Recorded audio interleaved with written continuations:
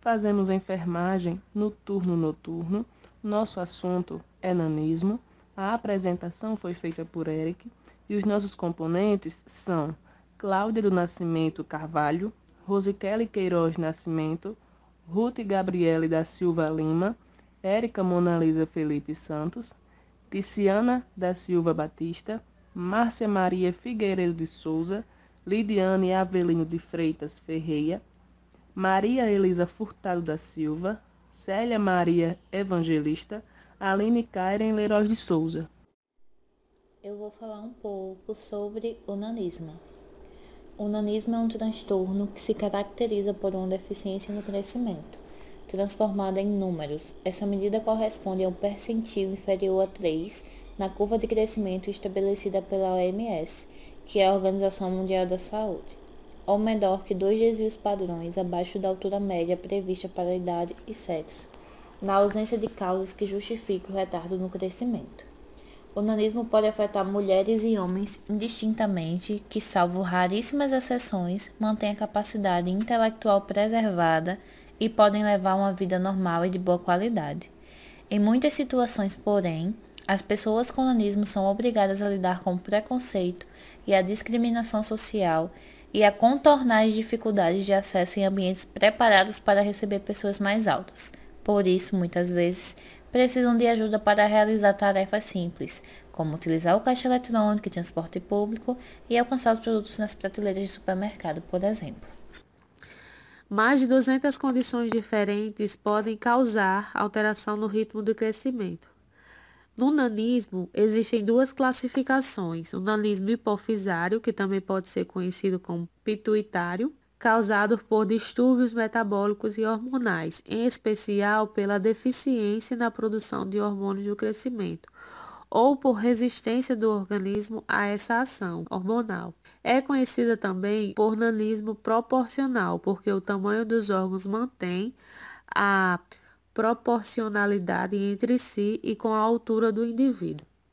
O outro tipo de nanismo é o acondroplasia, que é um nanismo desproporcional, considerada uma doença rara, e é uma doença genética que impede o crescimento normal dos ossos longos, em especial fêmur e húmero, porque acelera o processo de ossificação das cartilagens formadoras dos ossos, que é a ossificação endocondral. Isso faz com que as diferentes partes do corpo cresçam de maneira desigual, totalmente descontrolada. Além da baixa estatura, a pessoa que tem essa síndrome apresenta pernas e braços curtos, cabeça grande e mãos pequenas. Características que se tornam mais evidentes quando comparadas ao tamanho praticamente normal do tronco. Olá, vou falar sobre causas de nanismo. O nanismo é causado por hereditariedade, mau funcionamento do sistema endócrino, desnutrição, doenças crônicas, deficiências hormonais, genética e outras formas de baixa estatura idiopática, isto é, sem causa definida. Os sintomas do nanismo geralmente é diagnosticável pela própria pessoa. É definido como uma altura de 1,40 m ou menos na idade adulta. Já a altura média dos adultos com nanismo é 1,20 m. A baixa estatura e algum atraso no desenvolvimento sexual são dos poucos sinais que as pessoas afetadas pelo nanismo hipofisário proporcional costumam apresentar. Já nos indivíduos com acondroplasia, a forma mais frequente de nanismo desproporcional são sintomas típicos do transtorno, como baixa estatura, pernas e braços curtos, especialmente se forem comparados com o tamanho normal do tronco, a cabeça grande, que é a macrocefalia, testa proeminente e um achatamento na parte de cima do nariz, dedos curtos e grossos, mãos pequenas, pés planos, pequenos e largos, arqueamento das pernas, mobilidade comprometida na articulação do cotovelo, cifose e lordose acentuadas, protusão da mandíbula e desalinhamento dos dentes. Todos esses sinais eles podem aparecer em níveis e graus diferentes nas pessoas que têm o transtorno.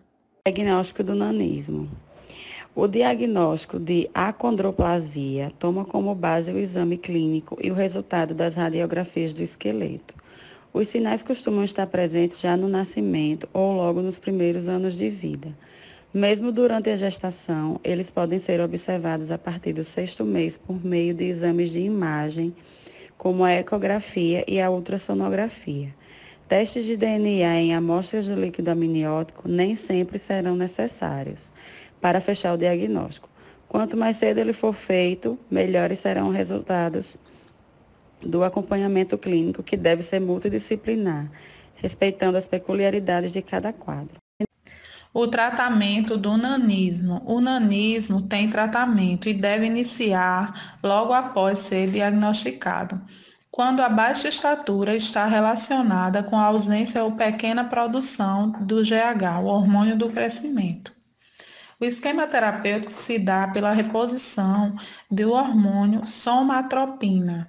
As vias de administração é subcutânea. Em criança, a dosagem é 0,025 a 0,035 mg por quilograma dia ou 0,075 a 10 UI por quilograma dia, de 6 a 7 vezes por semana na fase do crescimento. À noite é o melhor horário para ser administrada essa medicação. Em adultos, a dosagem é 0,15 a 0,3 mg dia ou 0,5 a 1 ml por dia, independente do peso corporal, ajustada com a dose do IGF-1, que é um exame, e sua dosagem é utilizada para o diagnóstico de baixa estatura. Dando continuidade ao tratamento, tem a duração que pode se estender por anos, acompanhada por especialista, medicamentos alto custo disponibilizados pelo Sistema Único de Saúde e utilização de técnica cirúrgica, alongamento de ossos e membros. Recomendações. Visitas periódicas ao pediatra constituem a melhor forma de acompanhar se o crescimento e o desenvolvimento das crianças estão dentro da normalidade, tomando como referência as curvas de crescimento elaboradas pela OMS. O acompanhamento dos indivíduos com diferentes formas de nanismo deve ser multidisciplinar, envolvendo pediatras, endocrinologistas, ortopedistas, fisioterapeutas, psicólogos, dentistas, etc. Nem sempre o hormônio do crescimento é solução para acelerar o ritmo do crescimento da criança. O aconselhamento genético é um recurso indicado para os casais que pretendem ter filhos e têm histórias de acondroplasia na família. No entanto, o fato de existirem mutações genéticas espontâneas torna muito difícil falar em prevenção absoluta do transtorno. Pessoas com acondroplasia podem apresentar hipertermia maligna, um superaquecimento do organismo. Por isso precisam de cuidados especiais quando vão fazer o uso de anestéticos, porque estas drogas podem desencadear as crises.